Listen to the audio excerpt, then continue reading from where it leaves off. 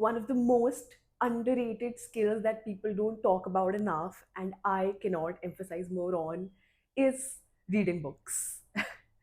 It's one of my favorite things to do. I am a big reader. I believe whether it's expanding your perspective, learning about a certain concept, or hearing someone else's story, reading serves diverse purposes. And if you can see from the title of this video, if you've picked a book, tried reading it, and failed, I assure you that by the end of this video, you will start reading because I'll just talk a little bit about my experience. When I was in school, I did not automatically fall in love with books. I used to see other students read Harry Potter, and I was like, I'm not very into Harry Potter. So like that, like I wasn't like a big reader back in school, but I think eventually I started reading and I picked on it, and now I love reading. So, personally, from my experience, I can tell you that if you're someone who is currently not much of a reader, you can always build on this habit. You can build it as a skill. It will help you not just in your studies, but also in your everyday life. So, without further ado, let's get to the video.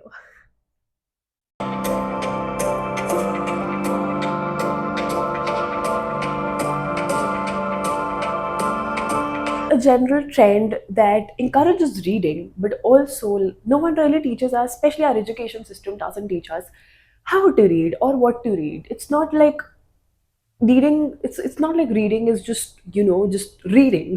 There are multiple types of reading, like there's slow reading, there's speed reading, depending on the content. So this brings me to the first point, which is to read something that you actually enjoy, right? There is no fixed rule to reading. You can pick up any book on any format. You don't have to pick up like a paperback book. You can also go for formats like Kindle or digital versions, or read it on your laptop or whatever works for you, right?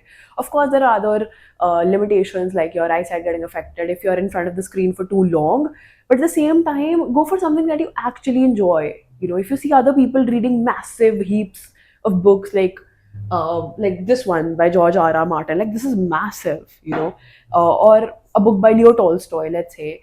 That's a part of it, sure, but that's not all. You can go for the books that you like. For example, you want to know more about like how to, like the dying art of glass glowing, right? You want to know more about it, or you want to know more about how to heal from a broken heart, or you want to know more about, let's say, a woman who lived in the 18th century and her lifestyle. There are so many books written on it. So you don't have to go for one particular book just because it's a classic or it's popular or it's famous. You can go for any book, and I'm sure there is literature, so much literature. If not a particular research, a particular book, there will be someone who probably would have thought of what you are thinking right now, and there'll be a book on it. So you can search for it, look for it, go for the topic that you enjoy.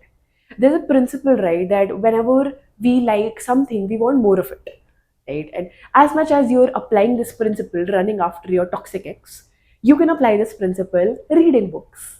Okay, go for the books that you actually enjoy. Jokes apart, go for the books that you actually enjoy, that you want to chase, and that you'll get. You don't have to chase, you'll get those books, and I think this is a very, very underrated uh, tip. But there again, there are no rules to reading. You can pick up a book that you want to read in any format that you want to read, in any way that you want to. You can annotate it. You can, in your brain also, you can like add associations to it. For example, I don't just simply like to read, or read lines or sentences. I like to do something with that information. Either put it into actionable steps, or maybe build an insight out of it. So it's on you how you want to go about it, or what you want to do with this content. And this information people don't teach us when we're growing up. This is something that even I learned it quite later in my life when I started reading. So break all the limitations and go read the way you want to. Or you can start by reading like magazines also, fashion magazines also, right? If you're someone who's very into fashion, you can start by reading that. Or if you're someone who wants to know what's happening in the world, you can go with uh, newspaper, right? You can go start read the newspaper. But I understand that it can get like very serious. But if you, again, like your preference, whatever works for you, start with that. You can read fiction, you can read non-fiction, you can read any genre that works for you.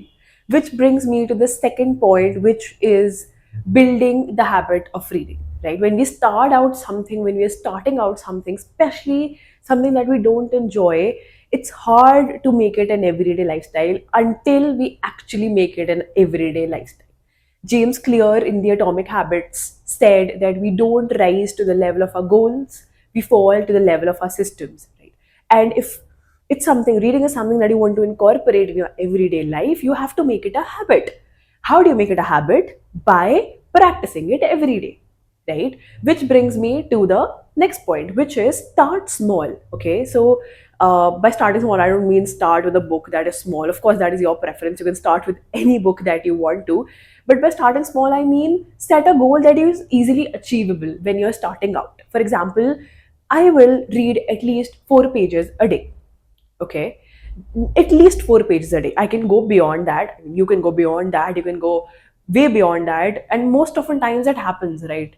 That when we are reading, especially if it's fiction and the story is very hooking, we want to read more, we want to know how the story is panning out, what the characters are turning out to be, stuff like that. Okay, so give yourself a target that is easily achievable, because if initially we make a target, like we pick up a book, even like an average size book like this one, and you're like, okay, I will finish this in a month. Okay, the brain will be like, oh, it's too much of a target. Okay, it might see the goal as very daunting. Our purpose is to make that goal less daunting, less overwhelming for the brain, so that it can accept this idea that it's okay, like I can achieve this, I can achieve 4 pages a day. I mean, pages a day are just like an ideal time. I'm telling you, you can go for anything that works for you. 2 to 4 pages, that is an ideal frequency that you can start with, reading at least 2 to 4 pages a day. You can build on that. And again, like if you put this target, you every day, like 4 pages a day, 4 pages a day, you will eventually make it a part of your lifestyle. Your brain will want to do it. If we are too comfortable doing something every day, our brains want to do it a lot more, right? So now the next point is something, it's more of an hack, and it's something that I love, it's my favorite, which is that whenever we are trying to read, we can pair it with something that we enjoy. It comes from the psychological principle of classical conditioning given by Pavlov, which is that the more we pair something with something else, a brain forms an association, right? So if personally, whenever I'm reading, I like to drink tea along with it. So whenever I'm drinking tea, my brain automatically goes on like, oh, I have to have a book. Or whenever I am reading a book, my brain craves tea, right? So that is how associations and classical conditioning works. It's based on stimulus and a response, more of like stimulus, right? If we pair two stimuluses together, uh, it forms an association, and we sort of want to do it a lot more. So you can try this, in different ways. For example, you can listen to low arousal music when you're reading, or you can invite a friend, like let's read together. So for example, if you continue this, like your friend and you sitting together every day and reading, next time you talk to that friend, you will want to read. Okay, so that's how you can build up the habit, which we also discussed earlier. By starting slowly, building associations, and making it a habit, you can incorporate reading in your lifestyle and eventually want to start reading. Okay, reading is not daunting as the world makes it to be. It can actually be very interesting, very fun, if we want to make it to be. There are no rules, again, as I mentioned in the first point. It's totally up to you, and go for any genre that you like. Do not follow trends that, okay, that particular influencer recommended I have to read this book, or that particular YouTuber said I have to read that book. No, go to ChatGPT, type out, I want to know about, let's say, flowers. I want to know about daffodils, and suggest me books. Okay, use AI smartly. And the best ones, okay, AI will suggest you those books. Now, what you have to do next is go and read. Simple, okay? And if you're someone who's anti AI, or you not too much of a chat GPT person, you can simply just research on Google, okay, or try finding these books in real life. But again, like the goal is to make reading fun, and it can be a lot of fun. Well, that's all I have for you today, and I hope that these tips help you when you start reading. And I'm sure that if you inculcate these steps in your everyday life, reading will become easier, eventually become simpler. Just stick with it, be patient with it. It might take a little while for you to fall in love with reading, but eventually, if you start out I'm sure that you will want to read more and more. So that's all I have for you today. Hope you like this video. Give it a thumbs up and also subscribe to this channel for more such videos. And I will see you guys very soon in the next video. Bye.